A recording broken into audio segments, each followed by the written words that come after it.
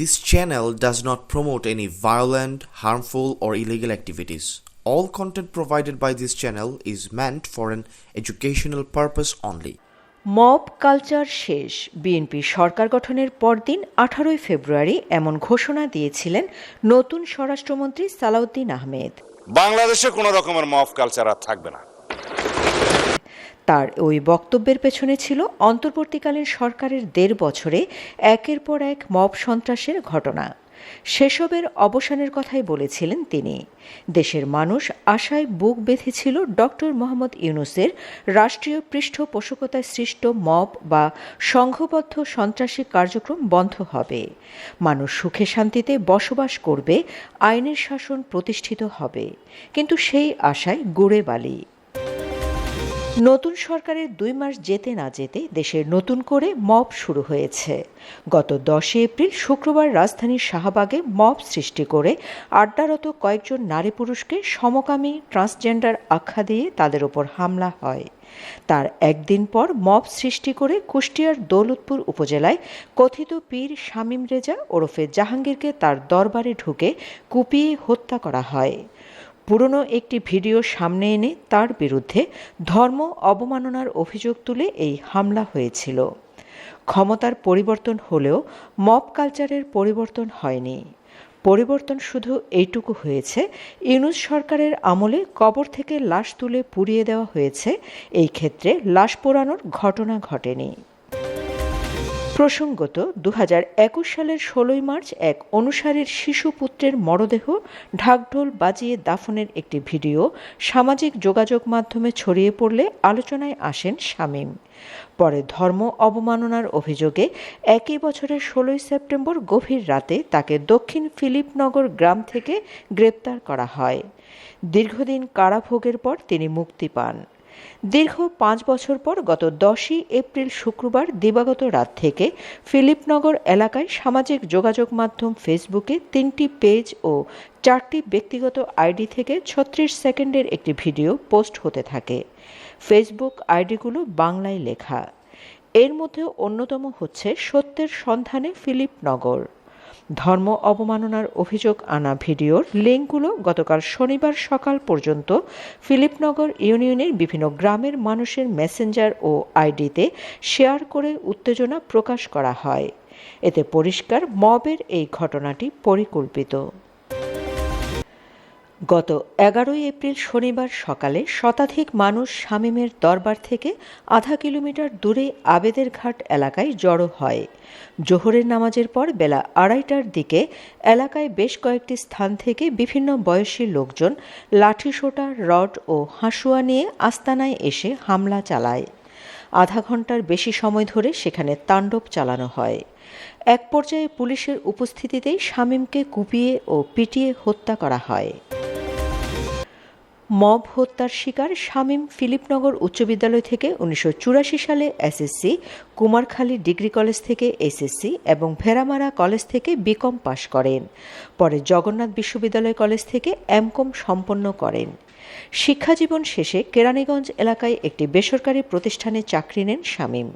পরে চাকরি ছেড়ে কেরানীগঞ্জের এক পীরের মুরিদ হন এবং সেখানে খাদেম হিসেবে বসবাস শুরু করেন।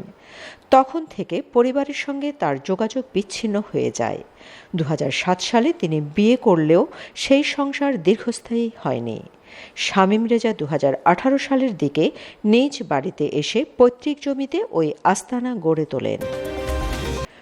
প্রসঙ্গত, সুফি সমাজকেন্দ্রিক গবেষণা প্রতিষ্ঠান মাকাম সেন্টার ফর সুফি হেরিটেজ এর এক প্রতিবেদনে দাবি করা হয় 2024 সালের 5 আগস্ট থেকে গত বছরের 31 ডিসেম্বর পর্যন্ত 17 মাসে সারা দেশে 97টি মাজারে হামলা হয়েছে।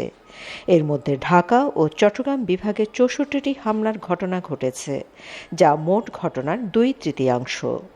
জেলার মধ্যে সবচেয়ে বেশি কুমিল্লায় 17টি, নরসিংদীতে 10টি ও ঢাকায় 9টি হামলা হয়েছে। হামলার কারণ হিসেবে প্রতিবেদনে বলা হয়েছে 59টি হামলা ধর্মীয় মতবিরোধ, 21টি স্থানীয় বিরোধ, 16টি রাজনৈতিক প্রতিহিংসার কারণে হয়েছে। পারিবারিক দ্বন্দ্বের কারণে ঘটেছে একটি হামলা। হামলার ধরনে পার্থক্য থাকলেও প্রায় সব ক্ষেত্রে তৌহিদি জনতা বেশভূষা ও নেতৃত্বে ছিল বলে প্রতিবেদনে বলা হয়। অন্তত ২৩টি ঘটনায় নারায়ে তাকবীর স্লোগান দিয়ে হামলা করা হয়েছে। ৬টি মাজার বুলডোজার দিয়ে গুঁড়িয়ে দেওয়া হয়।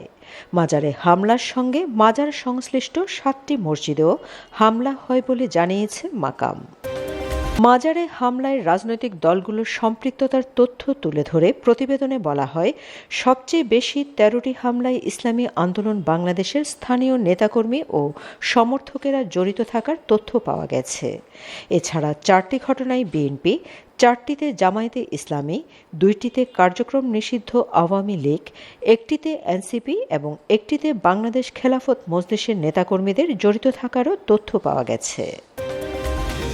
সারা দেশে এসব হামলায় ৩ জন নিহত ও ৪৬৮ জন আহত হওয়ার তথ্য দিয়েছে মাকাম।